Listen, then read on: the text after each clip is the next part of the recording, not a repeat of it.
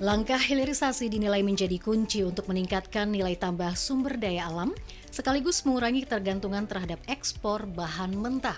Selama ini, sebagian besar komoditas Indonesia masih diekspor dalam bentuk raw material, sehingga nilai tambah yang dinikmati dalam negeri menjadi terbatas.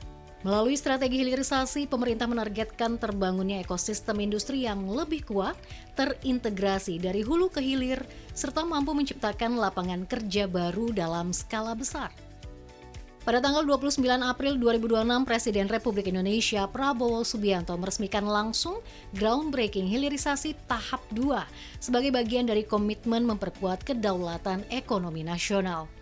Dalam sambutannya, Presiden menegaskan pentingnya pengelolaan sumber daya alam oleh bangsa sendiri. Hilirisasi adalah jalan satu-satunya untuk kita bisa lebih makmur. Saya hadir untuk memberi semangat, memberi penghormatan kepada mereka-mereka yang menyiapkan proyek-proyek ini. Saya menginginkan sumber kekayaan bangsa Indonesia harus di tangan bangsa Indonesia dan harus dinikmati oleh rakyat Indonesia. Dengan mengucap Bismillahirrahmanirrahim, pada siang hari ini, hari Rabu 29 April 2026, saya Prabowo Subianto, Presiden Republik Indonesia, dengan sangat bangga meluncurkan groundbreaking hilirisasi tahap kedua mencakup 13 proyek strategis hilirisasi.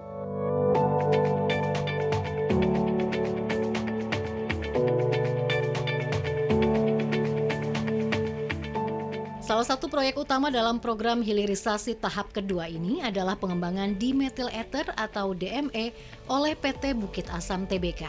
Proyek ini menjadi bagian strategis dalam upaya substitusi LPG impor yang selama ini masih mendominasi kebutuhan energi rumah tangga di Indonesia. Pengembangannya melibatkan sinergi antara holding BUMN Pertambangan Mine ID, PT Bukit Asam Tbk (PTBA), dan PT Pertamina Persero. Proyek ini telah ditetapkan sebagai bagian dari proyek strategis nasional sejalan dengan arah kebijakan pemerintah. Proyek ini dirancang untuk mengelola 7 juta ton batu bara per tahun menjadi 1,4 juta ton dimethyl ether atau DME yang setara dengan 1 juta ton LPG. Dengan kapasitas produksi mencapai 1,4 juta ton DME per tahun, proyek ini diharapkan dapat memberikan kontribusi signifikan dalam mengurangi ketergantungan terhadap LPG impor. Selain itu, pemanfaatan batubara domestik sebagai bahan baku utama juga akan memperkuat ketahanan energi nasional dengan mengurangi risiko fluktuasi harga energi global. Jadi hari ini adalah tonggak penting perjalanan transformasi pertambangan Indonesia, karena proyek ini akan jadi proyek yang pertama sesuai cita-cita untuk melakukan industrialisasi di pertambangan batubara. Proyek ini menggunakan teknologi istilahnya clean coal teknologi, di mana emisinya bisa turun 30-40% dibandingkan batubara dibakar begitu saja. Bapak Ibu sekalian, proyek ini memiliki arti penting karena sudah masuk dalam program proyek strategis nasional dengan kapasitas 1,4 juta ton DME. Ini setara dengan sekitar 1 juta ton LPG.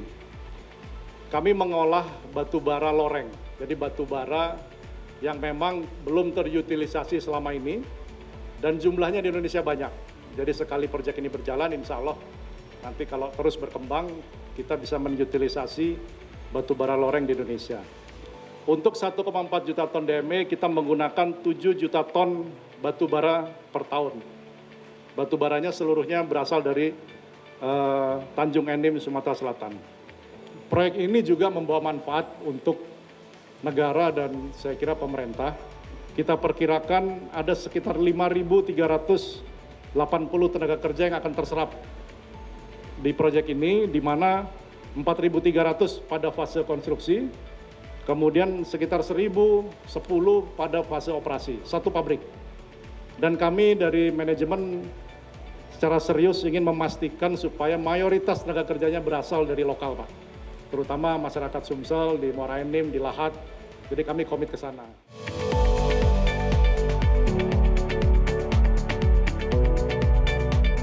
Selain memberikan nilai tambah terhadap komoditas batubara, proyek ini juga diproyeksikan memberikan dampak multiplier effect bagi perekonomian, khususnya di daerah operasional.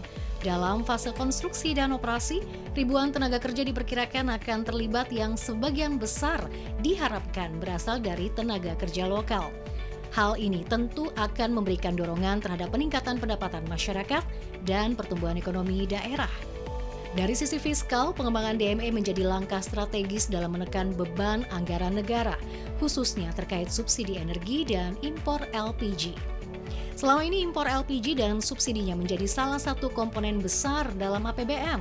Dengan hadirnya DME sebagai alternatif, pemerintah berharap terjadi efisiensi anggaran yang signifikan.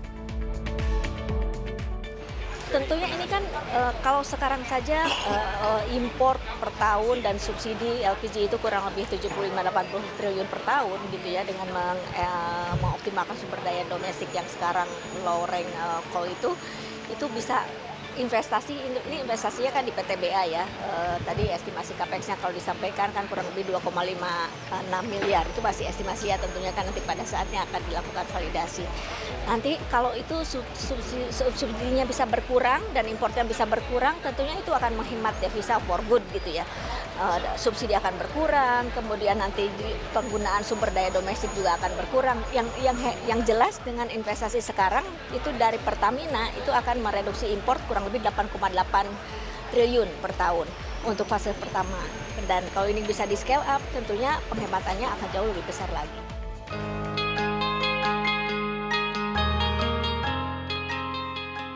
Sementara itu dari sisi holding industri pertambangan, proyek hilirisasi dinilai tidak hanya dapat diukur dari aspek komersial semata.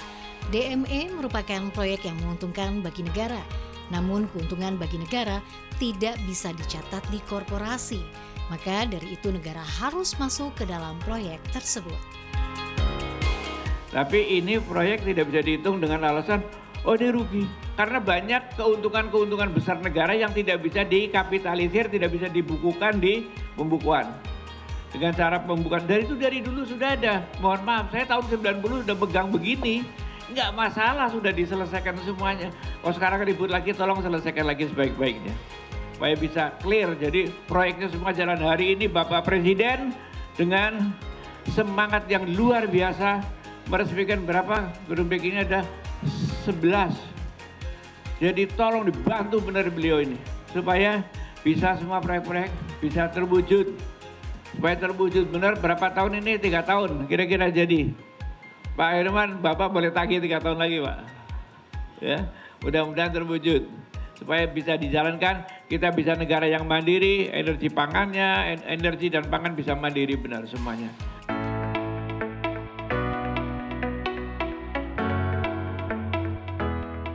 Implementasi proyek DME ini juga mendapat dukungan penuh dari pemerintah daerah, khususnya Sumatera Selatan, sebagai lokasi utama pengembangan.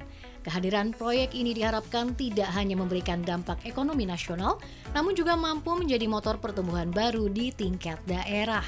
Dengan potensi produksi yang dimiliki, Sumatera Selatan diproyeksikan dapat menjadi salah satu pusat pengembangan energi alternatif nasional, sekaligus mengurangi ketergantungan pasokan energi dari luar negeri. Nah hari ini lebih bahagia lagi bahwa ternyata PTBA, PT Bukit Asam ditunjuk oleh pemerintah sebagai salah satu BUMN yang berada di Sumatera Selatan ini menjadi perusahaan yang mengkonversi batu bara menjadi LPG. Nah ini tentu akan menjawab dari seluruh kebutuhan nasional yang kita masih sangat ketergantungan dengan impor. Nah untuk Sumatera Selatan sendiri dari keterangan yang saya dapat dari PT Bukit Asam, kalau ini sudah berproduksi insya Allah 2-3 tahun ke depan, untuk kebutuhan masyarakat Sumatera Selatan itu bisa terpenuhi dengan produksi yang diadakan di Tanjung Enim itu. Jadi kita sangat berharap ini kepada Danantara untuk dapat menjawab kabar gembira ini di 3 tahun ke depan. Mudah-mudahan ini.